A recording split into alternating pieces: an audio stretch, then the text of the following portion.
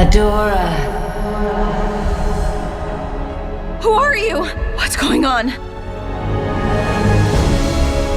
Balance must be restored. You do not yet realize the power you have. What is the thing, now that you have seen the show, that now that you know what the show is about, what is the one thing you love about it? I feel like the show is so cool to have a show on television with an extremely powerful female cast, as well as one that's so diverse. I mean, we got Bo, we got Mermista, Glimmer, Frosta, yeah, like everybody is just, it's such a diverse cast. Everybody comes in different shapes, ethnicities, just everything. And I think it's cool to be on a television show like that. I guess that was one thing, but I could just keep going on and on. Yeah. You got a list of things. Yeah. I mean, all the things that you said right now, I agree on, but one thing. For me, I think it's just so fresh to be in a room full of female writers, our recording sessions are like no other.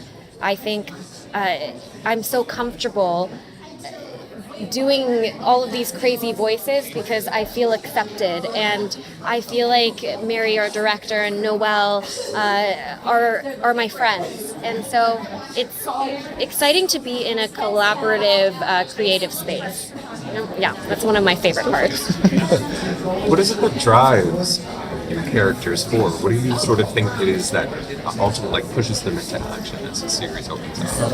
I think obviously we want to stop the Horde from being evil, but I think a cool thing about the show is it's not just the princesses of power and She-Ra against the Horde. It's also all of us have our own dynamics that we have to deal with on a daily basis, and just our own internal struggles.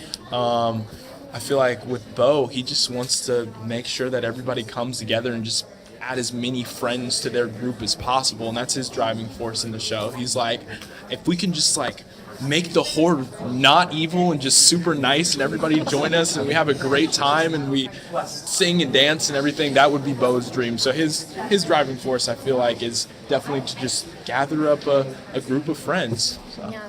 For Glimmer, it's a little bit darker because Slightly darker. Yeah. Because she has this hatred towards the Horde, especially because of what happened with her father. I won't go too far into that, but it comes from a very deep place, and she not only needs to defeat the Horde, but to prove to her mother that she can do this all. She's a grown up now. She can go out and be the strong warrior princess that she claims to be, and so she's eager to get an accomplishment on, You mentioned during the panel that the series kind of goes a little dark, and you just said that a little bit. How do you think, can you talk a little bit more about how the show balances the darkness with the lightness? Because this is essentially for kids. Yeah, well, the reason behind what we do could come from a dark place, but we keep it light because the Best Friend Squad and all the princesses have such funny dialogue and actions, and I think we have an episode, the Promcesses. That was a good one. Yeah, it was a quality episode. Yeah, we have some good jokes in there, I think. Yeah. We definitely, I feel like the show does go to a dark place because obviously it is for kids, but at the same time, I know I'm 18, but I guess that counts as an adult who watches. You are now an adult. Oh, you're laughing at me, huh? Yeah. No, okay. Yeah, no, but I love anime. I've watched so many. So I feel like it's also for some of our adult comrades to enjoy as well. But the show goes, like Karen was saying, it goes to a dark place, but at the same time, we keep it fun. It's obviously still a show for kids, so we have a good time. So what characters besides your own do you feel like you relate to or connect with the most? Ooh, I've been saying Entrapta because she is such a nerd and so fun, and I love how unapologetic she is with who she is. she doesn't care that everyone's kind of going, oh God, what's going on with Entrapta today? She doesn't care because she's so excited about the tech and learning about new things, all the knowledge that comes with being the tech nerd that she is. I feel like it's a mixture between two of my faves on the show, Mermista and Seahawk. I love Seahawk. He just charges into any scenario and just without a care in the world. His signature catchphrase, Adventure! We love Jordan Fisher. Shout out to you, Jordan. Yes. Yeah, but yeah, I love Seahawk, but then at the same time, Mermista, I just feel like her uncaring personality, just super dry and just like nonchalant about everything, is sometimes my inner self, you know what I mean? You're just like, whatever, I don't feel like doing anything today, basically. So I feel like Mermista and Seahawk are my two... Spirit animals. Yeah, spirit animals.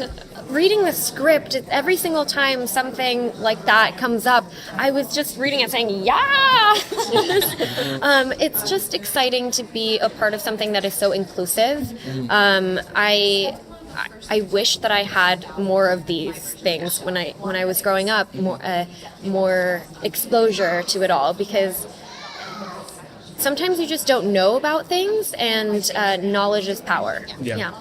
I feel like I definitely agree. I think that growing up, like I was saying, I was a huge fan of anime.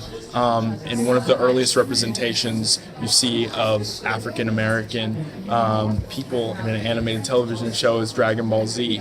And obviously those characters are extremely offensive.